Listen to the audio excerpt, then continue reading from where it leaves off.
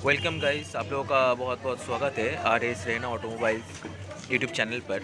हमारा जो आज का काम है बहुत ही सीरियस काम है। मतलब कि ये गाड़ी का पूरा सर्विस होने वाला है और बाकी भी काम रहेगा, तो आप लोग देखते रहिए। आज हमारे गैराज पे वर्जन 3 सर्विसिंग के लिए आया था, तो अभी इसका धोने पोछने का काम चालू है। अभी देख लो, फेयरिंग पूरा खुल चुका है और ये धुलने के बाद का सीन है। अब इसका जो हैंडल बार का जो बॉल रेसर होता है उसी का, जिसकी वजह से आपका जो हैंडलिंग का बॉबलिंग का प्रॉब्लम होता है। आपको अगर आपकी गाड़ी में भी होता है तो आप भी चेक करा लीजिए। उसका जो गले का जो बॉल रेसर होता है, जिसने कि जो कि शुद्ध भाषा में बोले तो बियरिंग होता है, उसको चेक करा लीजिए, क्योंकि उसमें अगर कुछ खराबी होता है, घिस विस जाता है, तो बॉबलिंग बहुत ज़्यादा होता है इसी वजह से ही।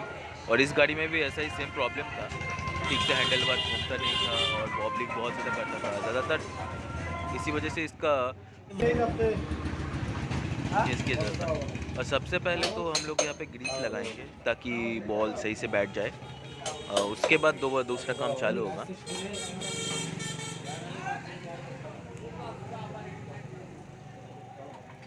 और ये जो आप लोग देख रहे हैं यही है बॉल रेसर, जो कि पहले से ही फिटिंग आके आता है वर्जन 3 के लिए, और इसके ऊपर फिर से ग्रीस लगाया जाएगा इसको फिटिंग को सबसे अच्छे से, हाँ इसी तरह ही, ताकि ये जो है लुब्रिकेट होता रहे लगातार और इसकी लाइफ भी बढ़ जाए।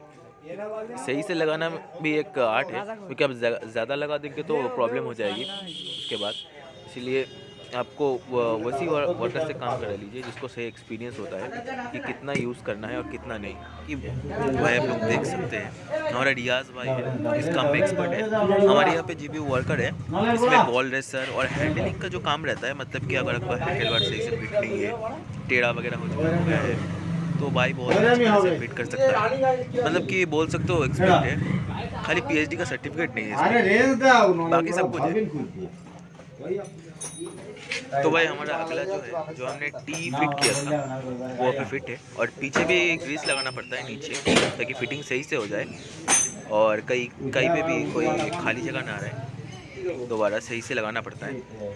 दोबारा ये जो टी है फिटिंग है, इसी में ही आपका हैंडल का जो फोक रहता है वो रहता है, मतलब कि सामने का एक रहता है जोड़ा, पीछे का एक जोड़ा रहता है, ये जो ऊपर का जोड़ा है इसके साथ होता है। इसमें सही बारीकी से इसके अंदर डालना पड़ता है, क्योंकि थोड़ा सा भी इधर उधर हो जाए तो बहुत प्रॉब्लम होता है।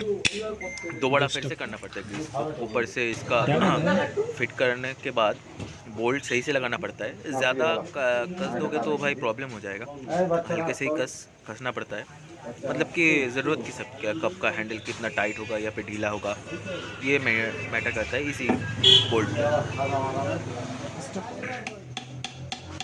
और ये कसने का यही एक तरीका है, क्योंकि छेनी और हथौड़े से होता है, क्योंकि अब हाथ से तो कर नहीं सकते और सही से होता नहीं है छेने और हथौड़े में। और दोबारा चेक करना पड़ता है, क्योंकि ये सही से मूव कर रहा है या फिर नहीं कर रहा है, क्या हो रहा है या फिर नहीं हो रहा है, ये बहुत ही ज़्यादा मैटर करता है इसमें, और बार बार ही चेक करना पड़ता है। और इसमें चेक करने के सबसे बड़ा फ़ायदा ये है, क्योंकि आप जब हैंडल को घुमाएंगे फिर टर्न लेंगे, आपको कोई भी दिक्कत नहीं आएगी। ये सबसे इम्पोर्टेंट पार्ट रहता है हैंडल का। उसके बाद आता है इसका फिटिंग, जो कि सही से इसमें फिटिंग करना पड़ता है। इसकी देख रहे हैं, फिटिंग कर रहे हैं। और इसमें जो हथौड़ा यूज़ होता है ये रबड़ हथौड़ा होता है, क्योंकि आप वैसे तो नहीं कर सकते, हाथ से भी सही से नहीं होगा, क्योंकि ईच साइड कितना प्रेशर देना है तो इससे कर सकते हैं। जो भी वर्कर भाई भी देख रहे होंगे तो मेक श्योर कि आप ये थोड़ा यूज़ कर लीजिए। इसमें क्या होता है कि बॉडी में कोई डैमेज वगैरह नहीं होता है, लेकिन आपका जो पार्ट रहता है वो सही से बैठ जाता है। ऊपर से इसमें लगता है, इसमें जो बोल्ट रहता है वो 19 नंबर का रहता है, मतलब 90 नंबर का जो बोल्ट होता है, और इसका जो रेंस होता है वो भी 90 नंबर का होता है। तो मेक श्योर कि आप लोग भी चेक कर लीजिए कि 90 नंबर। ये जो इन्फॉर्मेशन होता है ना, ये खाली एक्सपीरियंस लोगों के पास ही होता है, क्योंकि जो भी औजार में उठाओ उसी से नाट खुल जाए। ये मतलब कि बिगेस्ट फ्लेक्स रहता है जो कि भी काम करता है। और इसको फिटिंग करने के बाद दोबारा ये जो काम चल रहा है भाई, ये एबीएस मशीन का है, मतलब कि आप जानते हैं ये तो सबसे ज़्यादा इम्पोर्टेंट से भी इम्पोर्टेंट ऊपर का काम है। आप मेक श्योर कीजिए कि जो आप जिनसे काम करा रहे हैं आप उसमें उसका एक्सपीरियंस सबसे ज़्यादा मैटर करता है एबीएस में, क्योंकि ये आपका सेफ्टी का पूरा ध्यान रखती है। और इसी वजह से ही मैं आपको बता रहा हूँ। ये पूरा फिटिंग इसका हो चुका है नट या बोल्ट का। अब इसका चेक करना पड़ेगा सही से काम करता है फिर नहीं।